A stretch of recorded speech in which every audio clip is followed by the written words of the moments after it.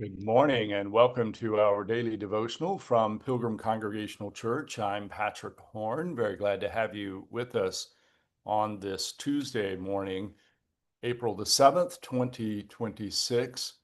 And this week we are continuing the Easter story with preaching from the Apostle Peter on the day of Pentecost.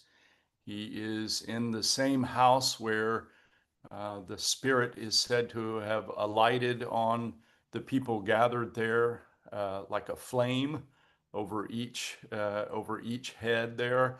And now Peter is preaching to this crowd of Jewish people gathered here in a house in Jerusalem.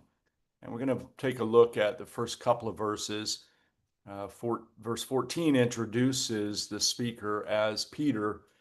And then Peter says in verses 22 and 23, fellow Israelites, listen to what I have to say.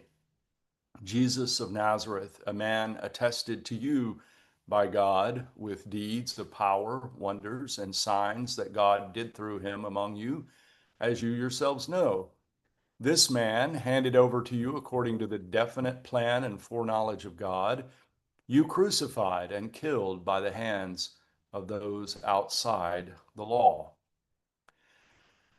Several things to notice in this passage, I think, that Peter is preaching, and in doing so, is witnessing and testifying to the life of Jesus. And of course, many of the people gathered there saw the very things that Peter is attesting to, that is, miracles and signs that God was present in this man, Jesus, and that the people there gathered knew that this was the case. The next verse, verse 23, talks about God's knowledge, that is, God's plan. And it's very important when reflecting on this verse that you not think of God as like a big man in the sky who's making big plans, but rather that God's foreknowledge and God's plans have to do with what happens. That is, that there, from our perspective, it's a kind of necessity that this is how things go.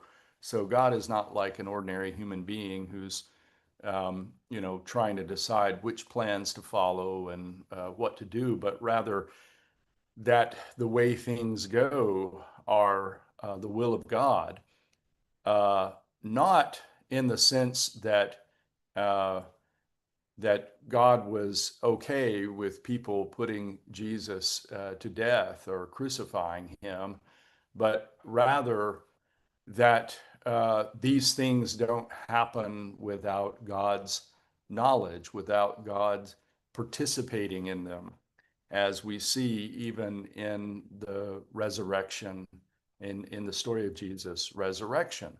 So where there is very confusing for us, I think, because we think of human beings having choice and being able to choose options and way we can do good or we can do evil, and we have these choices.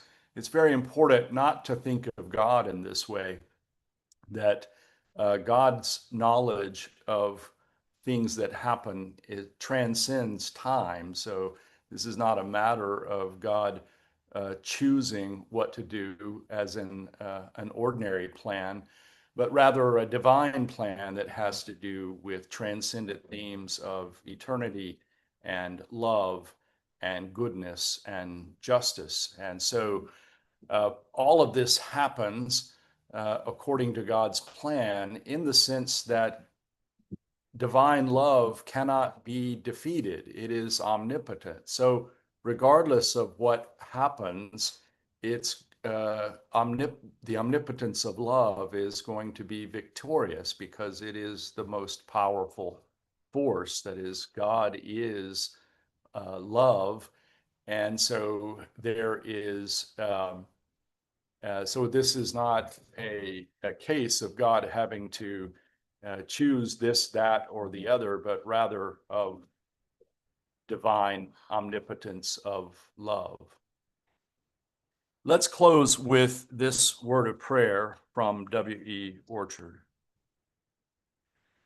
O Lord, may we not imagine, because the world is old and worn, that all things shall continue as they are, and we can comfort our hearts and take our ease. We cannot tell at what moment hidden fires may flame forth and consume the habitations we have built for our souls. May we not be found wanting at the testing time. All we have labored for prove like stubble to the flame, the foundations we've chosen only sinking sand. Though the days drift dreaming by, may we not conclude that they count for nothing. Help us to remember that the book of life is being written, the account is being rendered, the harvest is ripening.